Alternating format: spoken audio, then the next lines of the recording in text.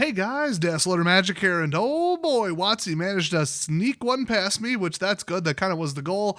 It turns out if you ignore something long enough, it doesn't usually go away, but having it come and go without you even noticing is the next best thing. I'm talking about Secret Lair. I'm sure you guys are in the same boat, and you might have noticed I stopped covering them because one, there's one every damn week, and secondly, I hate them. They're just bad products. They just sell you 5 singles for $30 and pretend that that's something acceptable to do. And then the product is just so, wannabe day traders can speculate on it and generally lose in the long run. But some of them have been successfully scalped until people realize paying sales tax twice plus shipping, anyway. So always being so innovative, they decided with this one to do it a little different than other Secret Lair products by making it not one.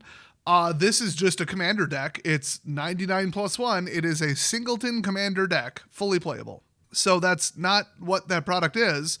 Just, Watsy, you made a commander deck and you want to sell it for $150. Okay, just can we cut the crap? So anyway, this commander deck that isn't a Secret Lair, that was for sale on the Secret Lair website for some reason with the title 20 Ways to Win, has got some issues.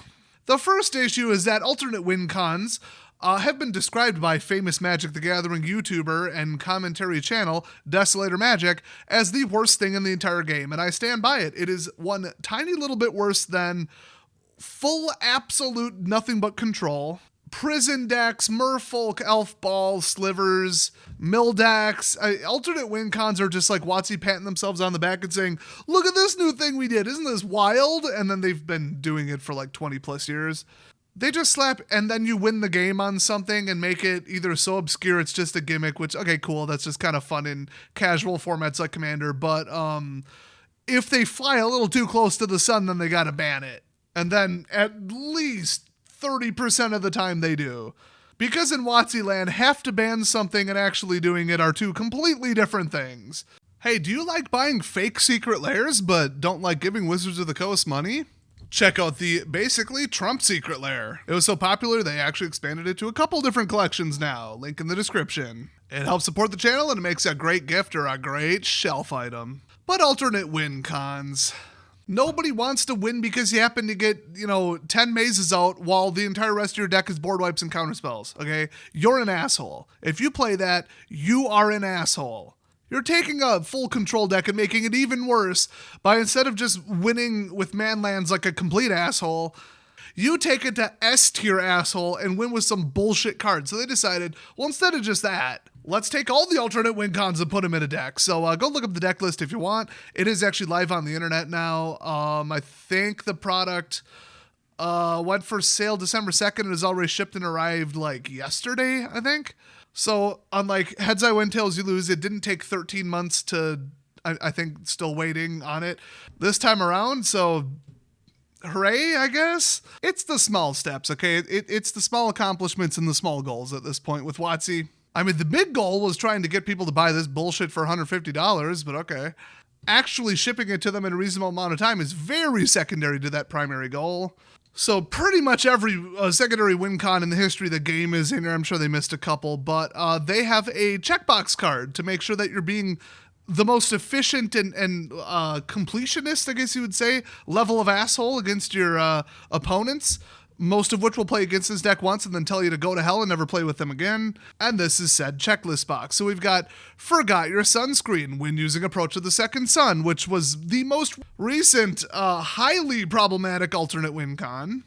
You got Barbershop Quartet when using Biovisionary. I don't actually remember how you do that. Am I thinking of a different card? Here Kitty Kitty when using Felidar Sovereign, which had to be banned from Standard when it was in Standard. Then we got Splish Splash when using Halo Fountain. Oh yeah, see, nobody really got that one going. So here's the problem with alternate win cons. It's either unplayable 50-cent garbage that you just included to look neat and then you fall flat on your face, or everybody keeps winning with the damn thing like Felidar Sovereign or Approach of the Second Sun, and then it just pisses everybody off because all you do is try to win with that one win con, and every single last card in your deck besides that is control. I wonder why somebody would have an issue with that. I wonder.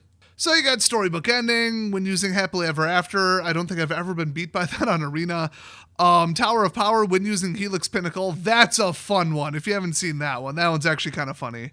It's Shroud, so nobody can target it. 1 cost green enchantment, X.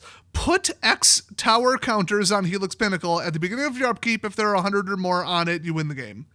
So you got to pay 100 mana. You'd probably just kill them with a red spell or something with 100 mana.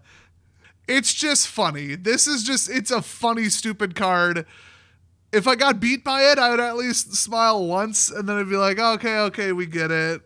If you did it twice, I think the novelty would wear off at that point. But we got Bull in a China Shop. Win using Hellkite Tyrant.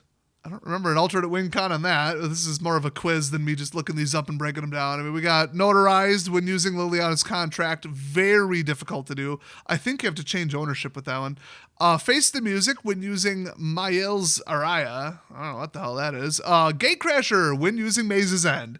Get out basically 10 different lands that happen to be 10 different mazes and just win, which means the entire rest of your deck is blue, black, white, board wipe, and counterspell. It is the most toxic cancer mixed with AIDS mixed with Ebola I have ever played against in my entire MTG career, and that deck and that concept needs to go burn in hell.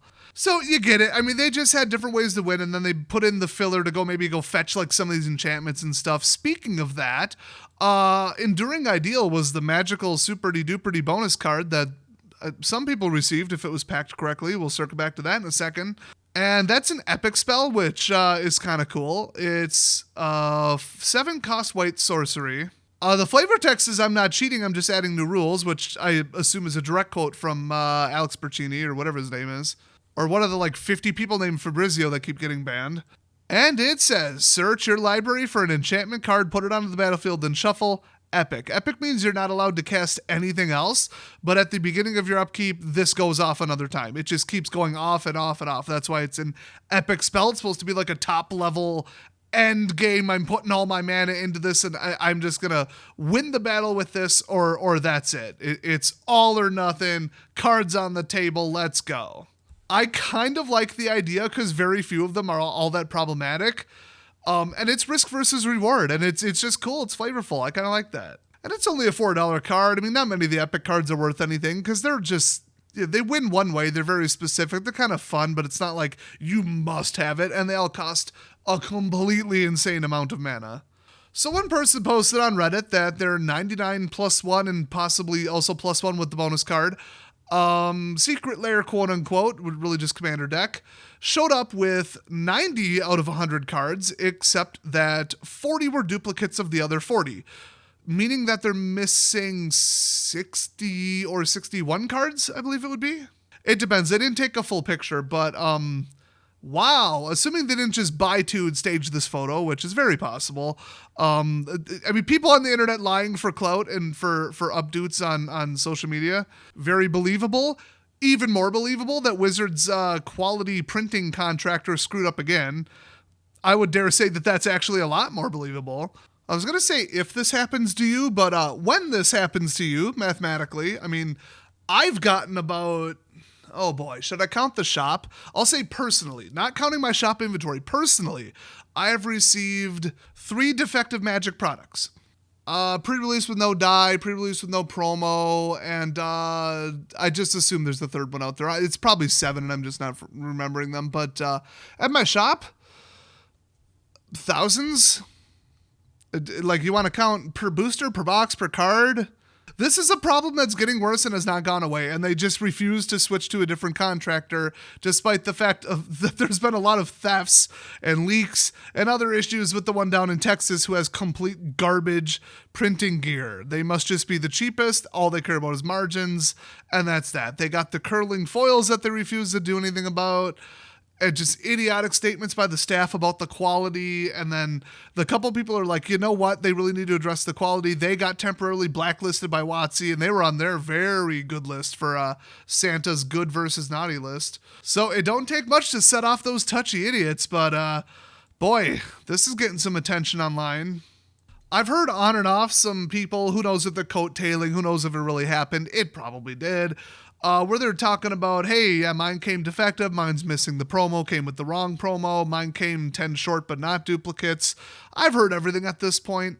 And another complaint is that checklist card is slightly larger than a Magic card, making it just barely not fit into a sleeve. You know, a sleeve that you could use dry erase marker on the surface of.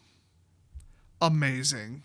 I used to work at a graphics and printing press a million years ago. It would actually be cheaper to just make it the size of a card. They literally went out of their way to make it slightly larger with the same rounded corners and then insert it into here from a completely different cut on a completely different die on a completely different day in a completely different machine, which also risks it not getting collated into the product correctly.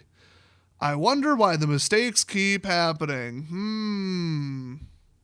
Well, don't buy this shit. Thanks for watching. Secret Lairs are trash, and I'll see you guys next time.